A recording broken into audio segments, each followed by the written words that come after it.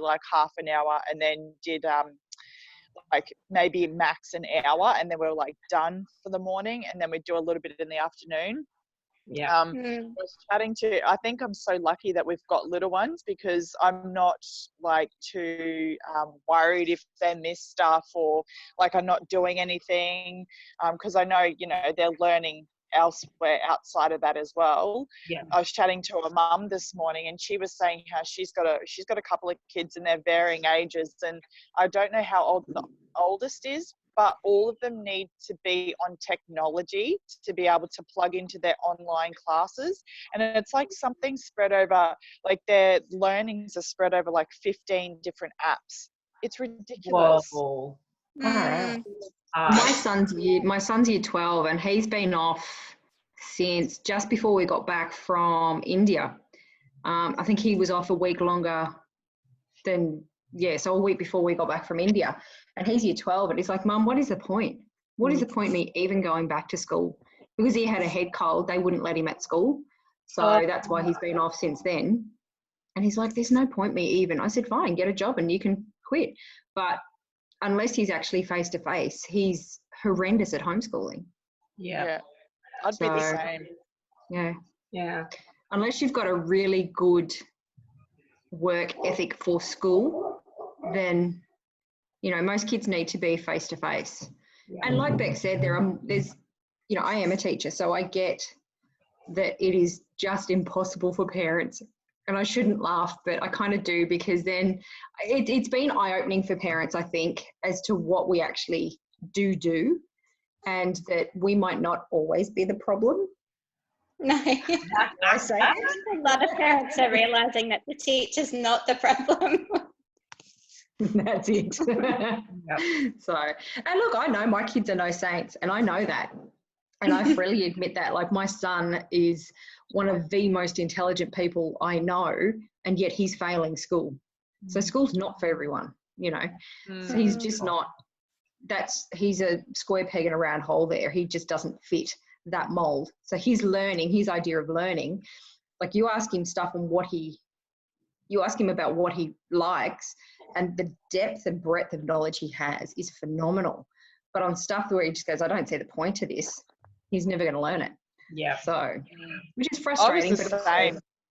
I was the same. Like, I really struggled in school, hated maths, could never get it. I just thought I was dumb. Like, I honestly, like, I thought I was just stupid. Like, my parents got me tutors, and I just could not get it. And even art class, like, I still remember, there was a point I was doing this particular art piece, and the teacher was grading me, but she was grading me on what she thinks is art and what she thinks is acceptable for art and what's not. So I was like, well, how am I supposed to be creative and show you what, you know, my version of my art, if it's going to be like, what's the point? You know what I mean?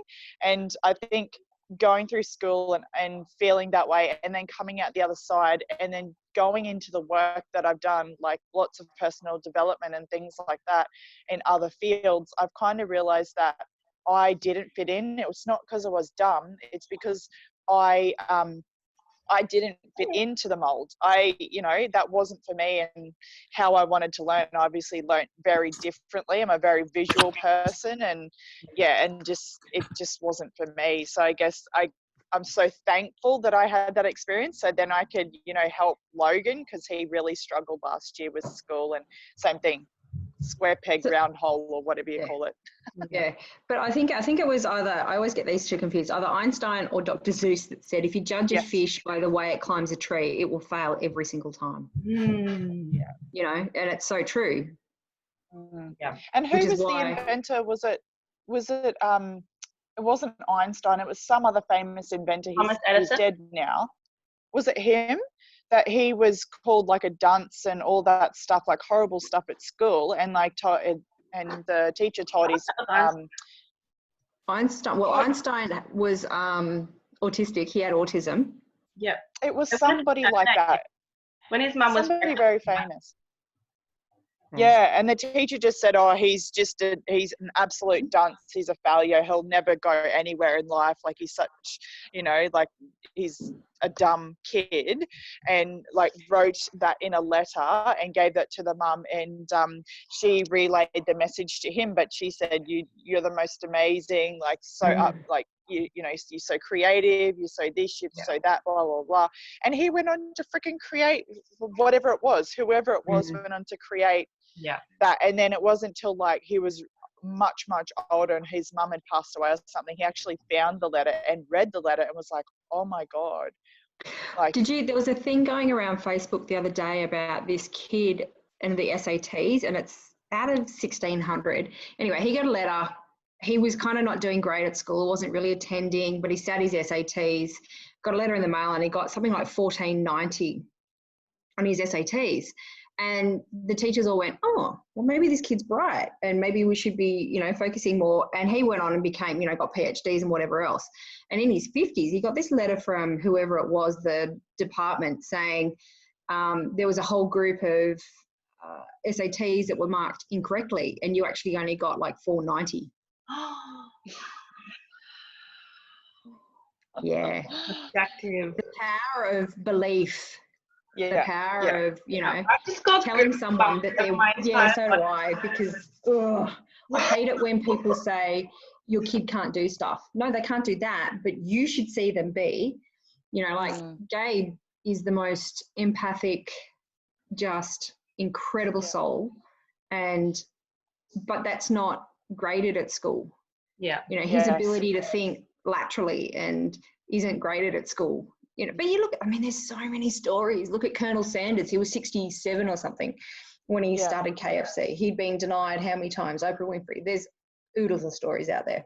Yeah. But so I know he's going to be fine. One person believed in him. Yeah. Yeah, I know he's going to be fine. He's just got to find his groove. Yep. So in the meantime, I'll go grey. Anyway. Oh, dear. Yes. New book. Hello. Sorry, I jumped in. I haven't showered or anything, but I'm here. Woo! Go girl. We can't smell your gross. I'm a sweaty mess. Love it. Love it. Oh. So cute. I feel so old when I see people with babies. I feel so old. How old are you? I will be 43 this year. Okay, that's not old. You're a good looking 43. I love you, Beck. I'm being serious. Yeah, thank You're you. a fun 43, that's for sure. Yeah, well, I just like pulling stupid faces. Good. What keeps you young? What was that? That's what keeps you young. The ability to be silly and have fun. My biggest struggle with motherhood is actually playing with Annabelle. Like, I don't know why, but like if she wants to play, I'm like, I can't play. Like, I can't sit still and play. And I'm like, what do you want me to do? Like, it's like ridiculous. I'm like, what the hell is wrong with me? Why can't I play? Like, so. Because the little girl inside of you goes, I've got to be mum. I can't be little girl anymore. Yeah. Yep. And I always have something to do. Like literally yesterday, I sat down here at my desk and I was going to do some of my own work. And then I just had this weird feeling inside. I was like, I should go and play with Annabelle. So I went upstairs and I sat down with her. I was like, oh, do you want mommy to play with you? And she started setting something up. And you know what? I couldn't even play. Her room's a disaster. And I've been meaning like for weeks to literally like, you know how like she's 5, she's nearly 6. So she's like, all her toys are like these tiny little things all over the room. So for weeks and weeks, I've been like, all right, we need to like clean up your room. And we call it collections. So she's got all like these small Tupperware things. So she's got like My Little Pony or Shopkins or, like those little Coles squishies or, she's got some other animal collection with bunnies and stuff. So the other animals go in there. So like we call it her collections. All right, baby girl, we're going to do your collections. So while she sat and played, I cleaned her room because I just literally can't play.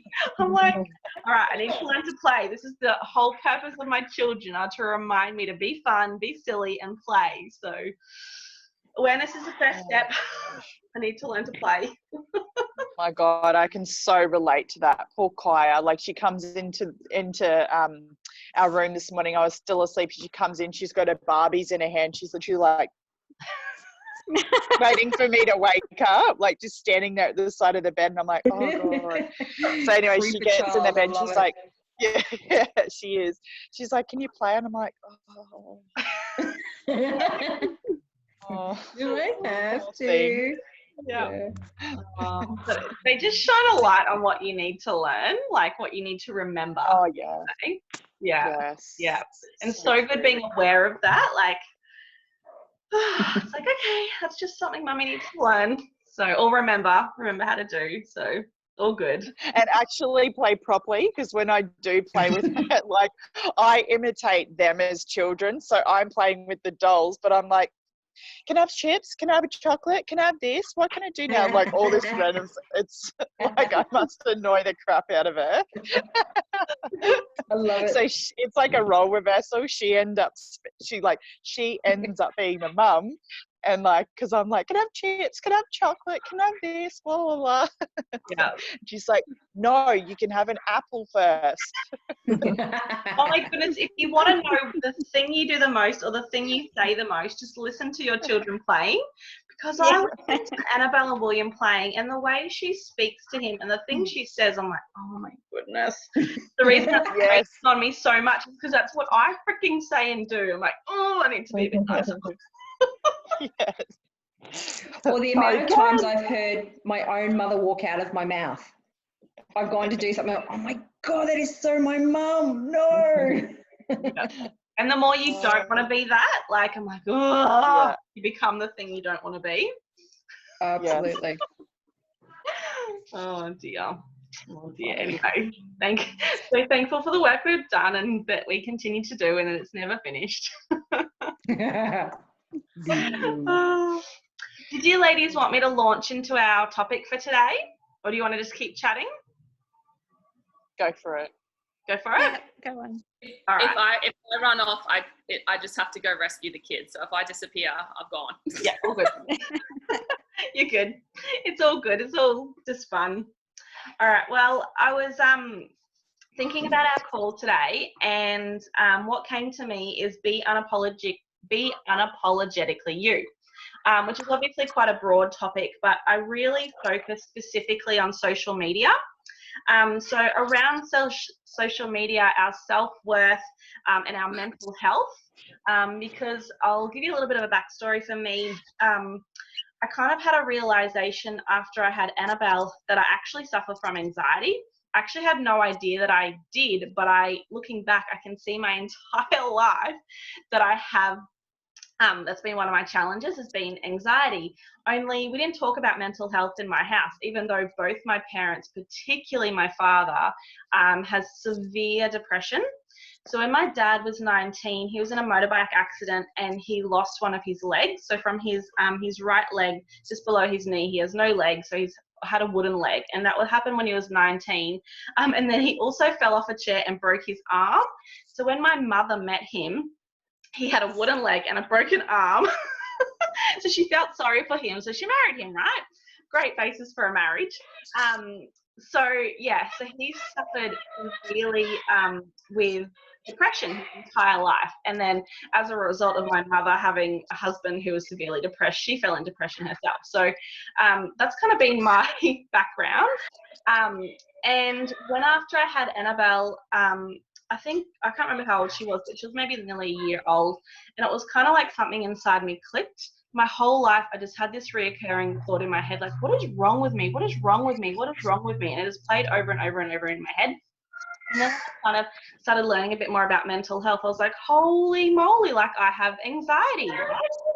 Because you define anxiety as continually worrying about the future and making fears bigger than they actually are. Like I would go into my head and I would go into these phenomenal, horrific scenarios, and they would play out in my mind, and all this fear would be humongous, and it wasn't actually reality. It was just all in my own head. So mental health is quite, I'm kind of like a little bit more aware about it now. I'm not an expert or anything on it, but I do know the way that my perception and my interactions with social media affects my mental health and affects my self-worth. And one of the things that I am most passionate about is reminding women that they can be completely 100% unapologetically themselves, right? I have a gift of encouragement, so I love to notice things about women and like say things to them like, oh my goodness, your earrings are beautiful. Oh wow, what amazing voice you have. Or you look gorgeous today. Or I've got one friend at church, Mary. I always hug her and I always breathe in deep and smell her because she always smells amazing. So I always say that to her, Mary, come and give me a hug. You always smell amazing. And yeah, I just love to encourage women. And I feel that one of my gifts is I see the beauty in others that they have forgotten to see themselves. So I'm very passionate about encouraging women to be more confident, encouraging women to be themselves, and encouraging women to be free and giving themselves permission to be themselves. And one of the things that we kind of as a society do a lot of nowadays is social media, right? And 99.9% of the time, we're not really being ourselves on social media. Like we just show the smallest glimpse of ourselves because, hello, of course, we're only going to show the highlights. Of course, we're only going to show the good things that we want other people to see. But we forget that that's what everybody else on the entire planet's doing as well. So we judge our reality based on somebody else's fake reality. Like, I only show the smiling pictures of my children. I don't show them, you know, pulling each other's hair out and screaming, like, duh. So when I look at somebody else's, you know, social media feed and their smiling children, I forget that they have all the hair pulling, screaming, pooping moments as well. Like, I forget that I'm only seeing a glimpse of their reality. So I think first and foremost, we just need to remember that social media is literally the tip of somebody's iceberg. We're only showing the best bits, they're only showing the best bits. So that's kind of the first and foremost. Awareness of anything is the first step. And while I'm talking very specifically on social media today, how you do something is how you do everything. So I've got a few little kind of pointers here, which are specific to social media, but some of them you can relate to other stuff. So when you are wanting to increase your self-worth or reduce poor mental health, just remembering that what you focus on is very, very important. The same way if you want your body to feel good, you'll obviously feed it good food.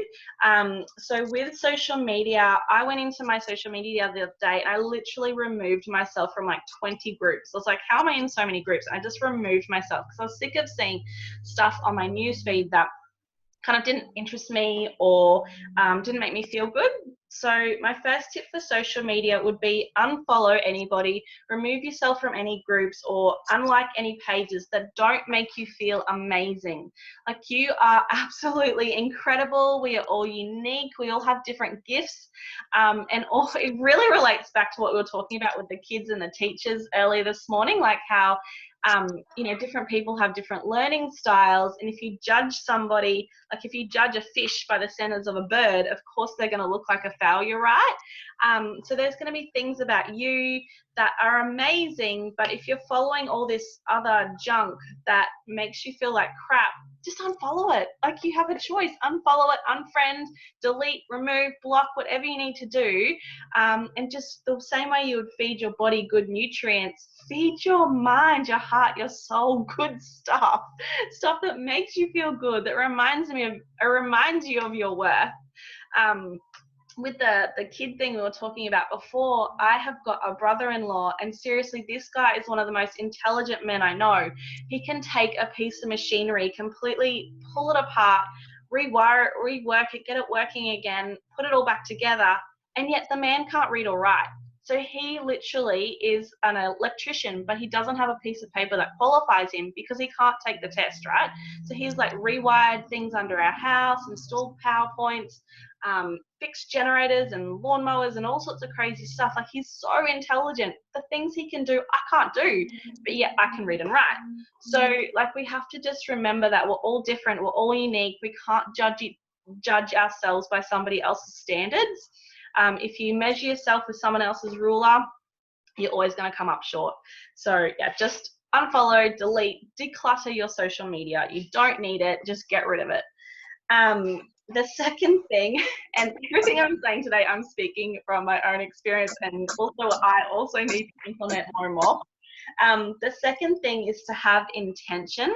So the time that you are spending on social media, who else is guilty of jumping on their social media, scrolling, half an hour's gone by, and you're like, what did I even do? What was like I picked up my phone for a reason, right? It was probably actually to like put something on my shopping list, but I got distracted. I didn't have any intention around it.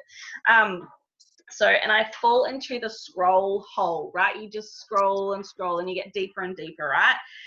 So some of the things that can really improve the quality of our social media time is to have intention. Don't jump on your social media unless you know why you're jumping on, what you are doing. Be really clear and be really intentional about it. Am I jumping on to check on my friend, has she had a baby yet? And am I jumping on to see my friend's wedding pictures? Am I jumping on to message my friend? Am I jumping on to see what's happening in the school group? Be really intentional and really clear about what your outcome is for your time on social media. And the other thing is set a timer. I am super, super blessed to have a Fitbit that has a little alarm on it. Okay, our phones will have alarms, our kitchen timers. Like, how much time am I going to allow? Hey, Eli. How much time am I going to allow myself to be on social media? So set yourself a timer. So when the buzzer goes, like, oh, it kind of wakes you up out of your trance. Oh, that's right. I'm actually only going to allow that much time. It reduces procrastinating and inactivity in your day. So, my next point is, why are you on social media? One of my own personal habits is that I will jump out of the shower at night, and I'll literally, before I even get dressed, I'll pick up my phone and I'll just scroll. And I was like, oh yeah, I've realized what I'm doing is I'm having a little hit. I'm getting a little high. I'm using it as I might have just been bathing the kids and they've frustrated me. Okay, I'm going to just jump on my social media and look at some pretty things and, improve my mood, right? So have a think about, be really honest with yourself. Why are you on your social media? Is it to give yourself a hit? Is it to give yourself a high? Is it to distract you from reality? Is it to distract you from the kids who just pooped or yelled or the dinner burnt, whatever it is? Are you just giving yourself a distraction? Are you giving yourself a hit? Are you giving yourself a little high? And are there better options? So our healthy lifestyle program that we do, it teaches us that instead of doing deprivation, like if you tell yourself, I can't have chocolate, I'm on a diet, like what are you thinking about, right? So same with social media. If you tell yourself, I'm not allowed on social media, all you're going to want to do is go on social media, right? Our brains don't do the whole reverse deprivation thing. The little rebellious teenager inside of us all goes, screw you, I'm going to go on social media. So what you want to do is replace that thing you're looking to get out of social media, replace it with a healthier habit, because the more goodness you put into your life, it'll just naturally crowd out the bad. So every time you go to pick up your phone to get yourself your little high or your little distraction from social media, there might be something way healthier, way better you can do.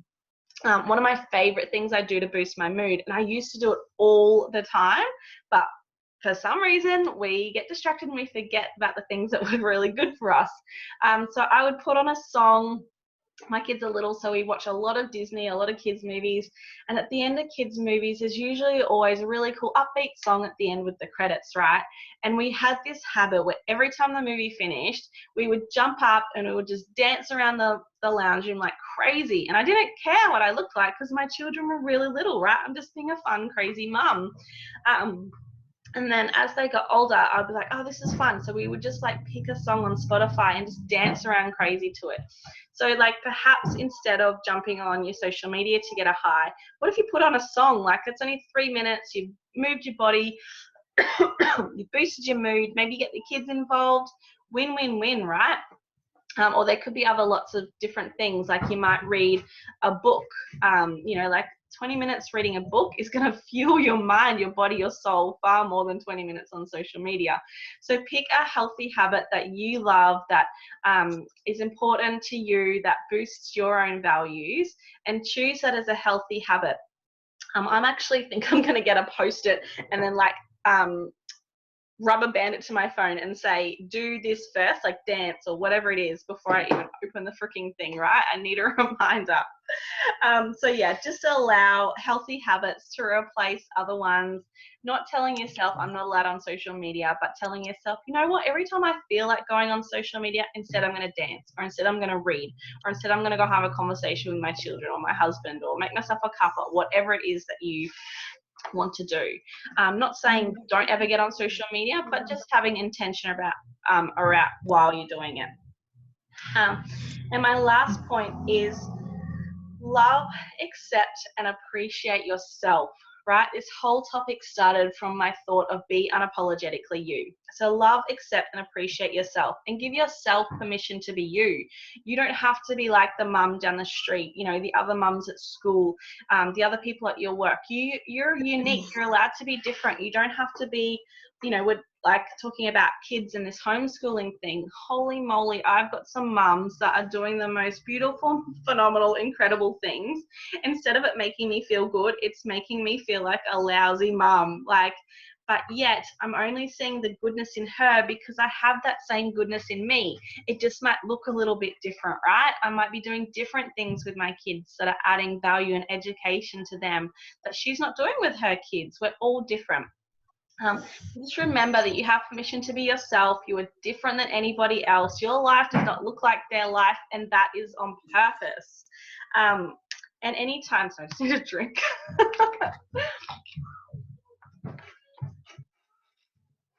And anytime somebody does something that challenges you or makes you question, like my husband is one of my biggest mirrors.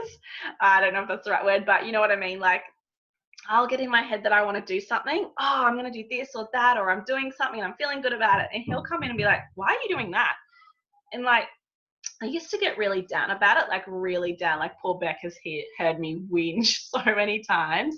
And now I just realized that that challenge is to remind me, is to help me be more clear. Challenges aren't there to disqualify you. They're actually there to qualify you. It reminds you to be more clear, be more passionate, be more focused.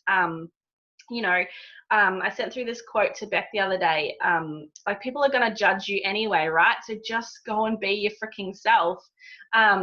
So yeah, those challenges, if you get like feedback or lack of feedback on social media, maybe you put up a post and you think, oh, lots of people are going to like this, and then they don't.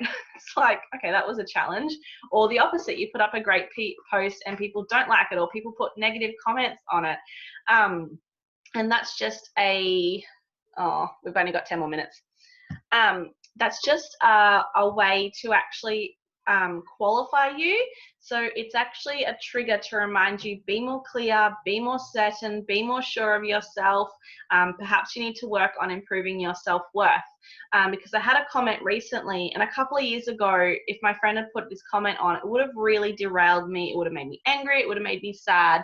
But I actually, when it happened just the other day, I actually just laughed at it. I didn't even freaking care, because I was so sure of myself, so sure of who I am, so sure of what I'm doing, that it didn't even faze me. I actually laughed. I thought it was hilarious. So yeah, challenges are designed to qualify you. They're designed to bring me more, to give you more clarity, to make you more sure of yourself. So if you guys hear my kids up there? Oh my goodness.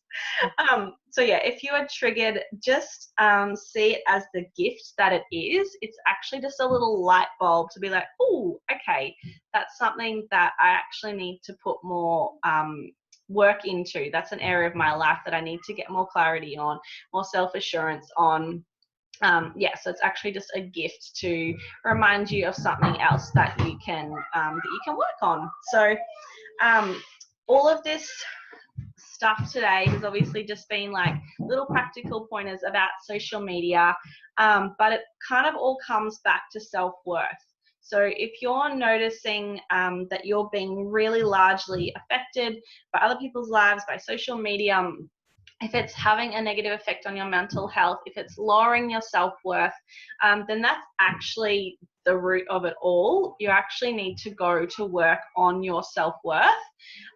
So that would definitely be the key. So like there's so many different things you can do for your self-worth. Beck is actually just started today, 30 days of self-love. If you are actively showing yourself self-love, then you are telling yourself, I am worthy of this. So that is going to increase your self-worth. Knowing your identity, knowing who you are. Like I have a very strong identity within myself that I am a child of God. So if my self-worth is lacking, I will always go back to that. That is my basis. I will fuel that over and over and over again. The world is going to constantly bombard you. It is going to test you. It is going to challenge you.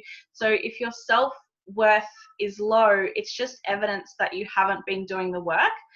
So it's not something like one of the posts Beck just shared about how self-love, it's not something that you just do when it's a necessity. It's actually something you have to do every single day, whether you feel good or you feel bad. It has to be consistent. You have to consistently show up for yourself to improve your self-worth, to show yourself self-care, to show yourself self-love, to set boundaries so other people aren't invading your quality time, aren't knocking down your values. So that's what you actually need to go to work on. So we are really passionate about that here with the Perfectly Imperfect Mums. So you can jump in our group and follow along and see different things that we're doing. But obviously also there's a lot of other work you can go and do. So it's just a matter of finding the work that works. Sorry, my father-in-law just walked in there. Find the work that works for you and go to work on that. So does anybody have any questions? I think that what you're saying about like being consistent, like when because for example, my mental health has been quite bad. I am on antidepressants and I am 27 weeks pregnant.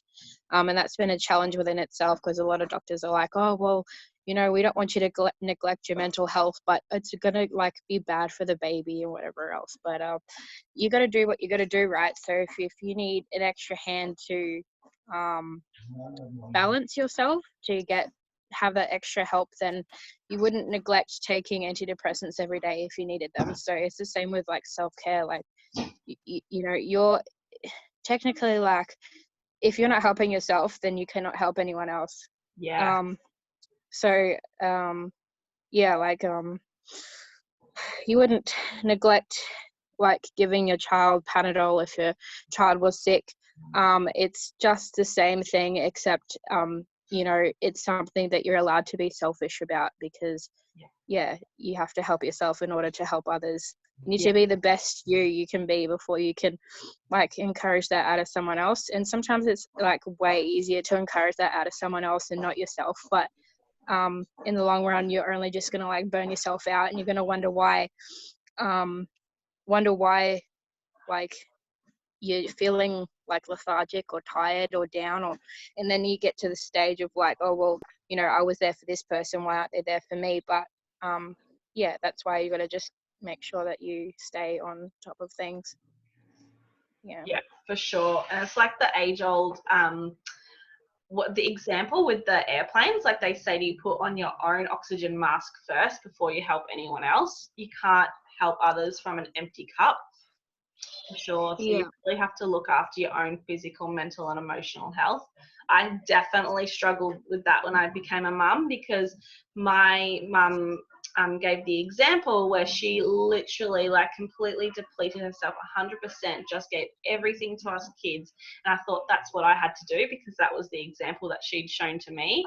So I had to relearn that self-care is actually not selfish. It's actually the best thing you can do for your kids, for your partner, for your workplace. Like, yeah, if you are completely depleted, you're not showing up as a very good human. So yeah, definitely need to look after you first. And from that, when you feel good, you do good.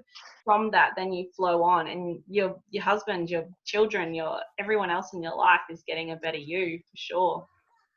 So, and I think when you do it on a consistent basis as well, and you change your thought from it being, or you feeling guilty, or it feeling like it's selfish, it actually becomes important and necessary that you do that, because you've got 2 little children, or you've got however many little children, and one on the way as well. So it's so incredibly important that you're taking care of your own self first to be in the best possible quality of your own life, so then you can take care of your own children.